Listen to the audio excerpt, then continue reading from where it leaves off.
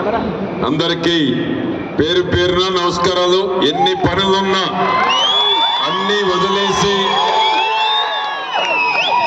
చిలకలూరుపేట నియోజకవర్గ ప్రజల ఆత్మీయ సమావేశానికి విచ్చేసినటువంటి ప్రతి ఒక్కరికి పేరు పేరున నమస్కారాలు. వేదిక మీద ఉన్నటువంటి పెద్దలు, ఎన్టీఆర్ గారి మనవడు సోదరులు శ్రీనివాస్ గారు, బీఆర్కే న్యూస్ ఛానల్ అధినేత గౌరవనీయులు రాజేంద్ర ప్రసాద్ గారు, మా భీమినేని శ్రీనివాసరావు గారు ఫిలిం డైరెక్టర్ అండ్ ప్రొడ్యూసర్, మా సోదరి రుద్రమదేవి గారు, కృష్ణదేవరాయలు గారి సోదరి జ్యోత్స్న గారు, రోజు మీడియాలో చూస్తూ ఉంటారు.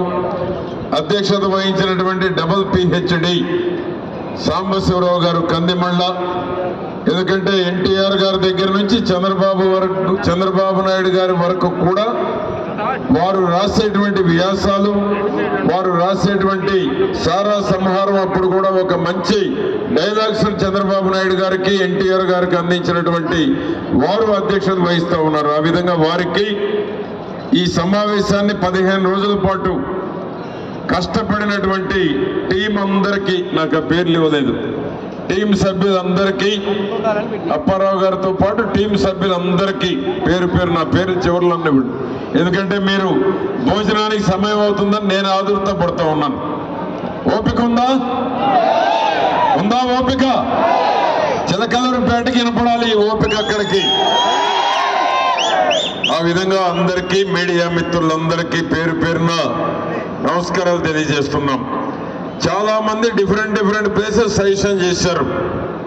ఈరోజు ఈ ప్లేస్ ఫైనల్ చేయటంలో కారణం ఏంటంటే, ఎవరు ఎక్కడ పెట్టించారా అనేటువంటి ప్రాబ్లం లేకుండా ఎన్టీఆర్ ట్రస్ట్ భవన్ అయితే ఎక్కడ ఒకరికి కామెంట్ చేసే అవకాశం లేకుండా ఉండాలని ఎన్టీఆర్ ట్రస్ట్ భవన్ ని ఎంచుకున్నామని నేను మీ అందరికీ తెలియజేస్తున్నాను. అదే కూకటపల్లి, అదే మరి ఇంకొక ప్లేస్ అయినడితే ఇంకా దీనికి 4 రెట్లు వస్తారు. అది నాకు తెలుసు, మీకు తెలుసు. కానీ పార్టీ మీద ప్రేమ, ఎన్టీఆర్ భవన్ మీద ప్రేమ, రేపు చిలకలూరుపేటకు రావాలి అనేటువంటి ఆతృత ఎంతమందికి ఉంది అనేటువంటిది ఈ ఎన్టీఆర్ ట్రస్ట్ భవన్ ద్వారా అయితేనే ఒక కమిట్మెంట్ మీద ఉంటుందని ఈ ప్లేస్ నిర్ణయించడం జరిగింది. ఎందుకంటే ఆ కమిట్మెంట్ మీలో కనపడాలి. ఎక్కడ పెడితే జనం వస్తారనేది కాదు, ఎక్కడ పెట్టినా రాగలగాలి. ఎన్టీఆర్ ట్రస్ట్ భవన్కే రాలేని వాళ్ళు రేపు అవునా చంద్రమౌళి? ఎందుకంటే ఆ కమిట్మెంట్ ఉండాలి. 15 కిలోమీటర్లు ఎటు చూసుకున్నా కూకటపల్లి, ఈ చుట్టుపక్కల జంట నగరాల్లో ఏది తీసుకున్నా సెంటర్ ప్లేస్ ఇది. అందుకని ఇక్కడ ఏర్పాటు చేశాం. కాబట్టి డిఫరెంట్ ప్లేసులు పెట్టమని సజెషన్ చేశారు. ఒక్క అభిప్రాయం ఎప్పుడు రాదు. కానీ ఇది ఎన్టీఆర్ భవన్, స్వర్గీయ మనందరి ఆరాధ్య దైవం. ఈ భవన్కి ఒక వెలుగు తీసుకురావాలి చిలకలూరుపేట నియోజకవర్గం ద్వారా అనేటువంటిది కూడా నేను ఆలోచించడం జరిగింది. ఆ విధంగా ఈరోజు మీరందరూ, మిమ్మల్ని రిక్వెస్ట్ చేసేది, నేను కానీ మా కృష్ణదేవరాయలు కానీ, ఇద్దరి గెలుపు కోసం మీ అందరి పాత్ర ఉండాలి, మీ అందరూ భాగస్వాములు కూడా కావాలి. ఈ రోజు నుంచి రేపటి నుంచి 10వ తేదీ వరకు ఎంతమంది వీలున్న వరకు అందరూ రావాలి. మా జ్యోత్స్న గారు ఇంత స్పష్టంగా చెప్పారు. ఇంకా ఇక్కడ ఉన్నారు అనేటువంటి దాంట్లోనే వారు మిమ్మల్ని బాగా రెచ్చగొట్టారు ఒక ఆడబిడ్డగా. ఆ విధంగా మీరు ఈ రోజు నుంచి ఎంత అవకాశం ఉంటే, బాగా పనులు ఉన్నటువంటి వాళ్ళు వారం రోజుల ముందు కొద్దిగా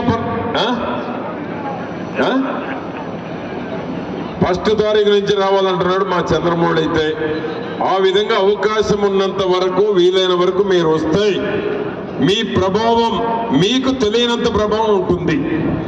గ్రామం వదిలిపెట్టో అక్కడ చిలకలూరుపేట వదిలిపెట్టి వచ్చినప్పుడు మీ బలం మీకు తెలియనంత అక్కడ ఉండేటువంటి అవకాశం ఉంది. కాబట్టి మీరు ఎంత అవకాశం ఉంటే అంత చిలకలూరుపేటలో మీ గ్రామాలకి పట్టణానికి వచ్చి మీరు గనక 10 రోజులు పని చేస్తే ఒక్కొక్కరు 100 నుంచి 200 ఓట్లు మీరు ప్రభావితం చేసేటువంటి అవకాశం ఉంటుంది. జగన్మోహన్ రెడ్డి లాంటి వాడు తెలుగుదేశం పార్టీ లేకుండా చెయ్యాలి అని కలలుగన్నటువంటి ఒక దుర్మార్గుడు జగన్మోహన్ రెడ్డి. అటువంటి జగన్మోహన్ రెడ్డి కలల్ని చంద్రబాబు నాయుడు గారి కష్టంతో, లోకేష్ బాబు గారి కష్టంతో, ఎన్టీఆర్ గారు వేసిన పునాదులు ఎంత బలంగా ఉన్నాయో ఈరోజు జగన్మోహన్ రెడ్డికి అర్థమైంది. లేకుండా చేయాలనుకున్న పార్టీ అధికారంలోకి రాబోతా ఉంది. ఏప్రిల్ మే అయిపోయి జూన్ 4న కౌంట్ ప్రారంభమవుతుంది. ప్రారంభమైన గంటకే తాడేపల్లి ప్యాలెస్ ఖాళీ చేయటం ఖాయం జగన్మోహన్ రెడ్డి, ఎటువంటి సందేహం లేదు. అటువంటి ఈ యొక్క ఎన్టీఆర్ పునాదులు వేసినటువంటి పార్టీ ఎవడు ఏమీ పీకలేడు అనేటువంటిది జగన్మోహన్ రెడ్డి తెలుసుకోవాలని నేను గుర్తు చేస్తా ఉన్నాను.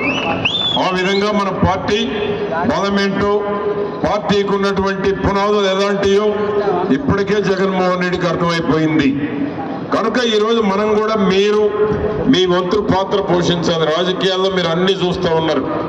సోషల్ మీడియాలో ప్రతి అంశం మీకు తెలుసు.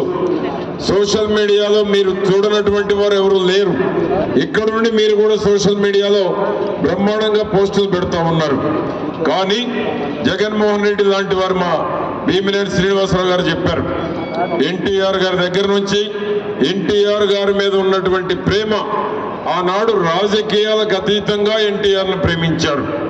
రాజకీయాలకు అతీతంగా ఎన్టీఆర్ అభిమానులు ఉన్నారు ఆనాడు, ఈనాడు, ఏనాటికి కూడా.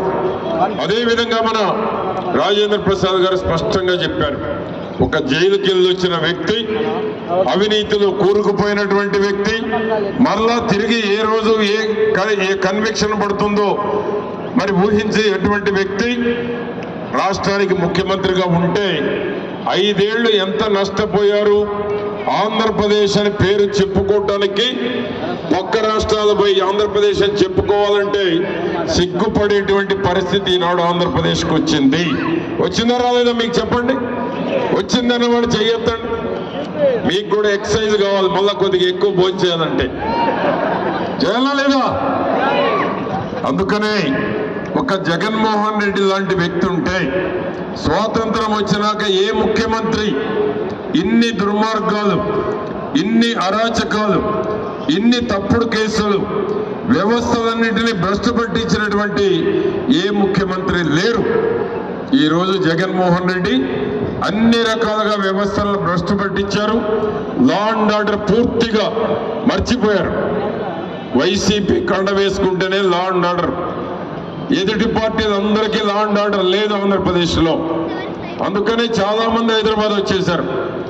కనుక మరలా మీరు ఆంధ్రప్రదేశ్ పేరు ప్రతిష్టని కాపాడాలంటే ఇక్కడున్న హైదరాబాద్లో ఉండేటువంటి అందరూ తిరిగి చిలకలూరుపేట వారు చిలకలూరుపేట నియోజకవర్గానికి, మిగతా నియోజకవర్గాల్లో ఎక్కడ వారు అక్కడికి వెళితే జగన్మోహన్ రెడ్డి పార్టీకి డిపాజిట్లు కూడా ఎక్కడ దక్కవని కూడా నేను మీ అందరికీ తెలియజేస్తున్నాను. అది హైదరాబాద్లో ఉండేటువంటి ఆంధ్రుల యొక్క బలమని కూడా నేను తెలియజేస్తున్నాను. కనుక ఈరోజు నేను మేనిఫెస్టో చూశాను. ఇక్కడ కూడా జగన్మోహన్ రెడ్డి మేనిఫెస్టో చూసిన తర్వాత ఆ పార్టీ మధ్యాహ్నం నుంచి నీరు గారిపోయింది. ఆ పార్టీ మధ్యాహ్నం నుంచే సతికలు పడిపోయింది. ఆ పార్టీ మధ్యాహ్నం నుంచే బయటికి ఎవరు రాలేని పరిస్థితికి వచ్చింది. కానీ మనం అప్రమత్తంగా ఉండాలి. అవినీతి డబ్బు ఉంది. అవినీతి డబ్బుతో నియోజకవర్గాల్లో ఓట్లు కొనుగోలు చేసి ఏదో ఒక విధంగా వ్యవస్థల్ని మేనేజ్ చేసి గెలవాలని చూస్తూ ఉన్నాడు. కానీ ఆ పప్పులు ఉడకవు. జగన్మోహన్ రెడ్డి దుర్మార్గపు ఆలోచనలు కావచ్చు, వ్యవస్థల్ని మేనేజ్ చేయాలనేటువంటి దురాలోచన కావచ్చు, ప్రజలు అప్రమత్తంగా ఉన్నారు.